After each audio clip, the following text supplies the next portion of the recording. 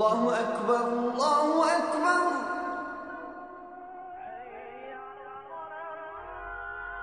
الله أكبر الله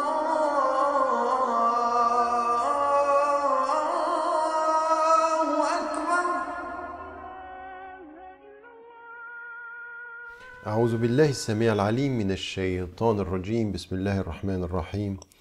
والصلاة والسلام على أشرف المرسلين سيدنا محمد وعلى آله وصحبه أجمعين. السلام عليكم ورحمة الله وبركاته.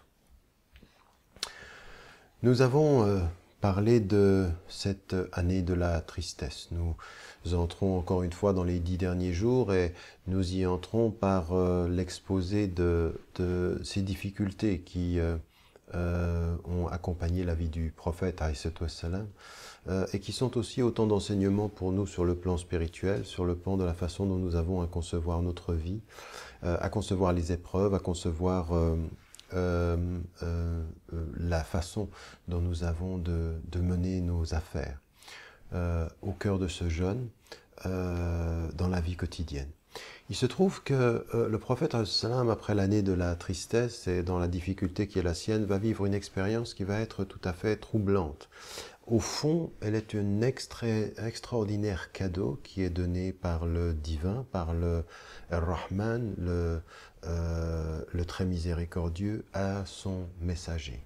C'est le voyage nocturne, c'est l'ascension, qui va être une expérience extraordinaire. Mais en fait, ce qu'on ne sait pas, c'est que ce cadeau, ce privilège qu'il a eu, va être en même temps une peine et une difficulté importante. Donc, un cadeau qui devient aussi une difficulté dans la façon de gérer les choses. Le prophète, alors qu'il se couche une nuit, va vivre une expérience pendant la nuit dont les savants diront, certains diront, elle est strictement spirituelle, elle est simplement de l'esprit, d'autres diront le corps et l'esprit, qui reste la majorité des savants, de cette expérience qui va le faire voyager depuis la Mecque pour aller jusqu'à Jérusalem et puis ensuite de monter au ciel le plus élevé, Sirdat al-Muntaha, c'est-à-dire au lotus de la limite, où il reçoit la prescription des prières. Et quand il va vers Hani, qui est à ses côtés, elle lui conseille de ne pas parler de ceci. Et pourtant le prophète refuse et va en parler. Ce qu'on va trouver dans le Coran, c'est cette formule qui va mettre en évidence ce privilège. Subhanalladhi asra bi'abdihi laylan min al-masjid al-haram ila al-masjid al-aqsa. Alladhi barakna hawla. C'est-à-dire louange à Dieu qui a fait voyager son serviteur depuis la mosquée sainte jusqu'à la mosquée la plus éloignée. Et donc en l'occurrence jusque à Jérusalem, et qui fait en l'occurrence de ce moment, un moment qui est révélé, qui est sanctifié en l'occurrence par le Coran, un moment très très important. Le prophète va recevoir les prescriptions de la prière, des 5 prières rituelles. Il y a les prières avant, mais il y a les prières rituelles.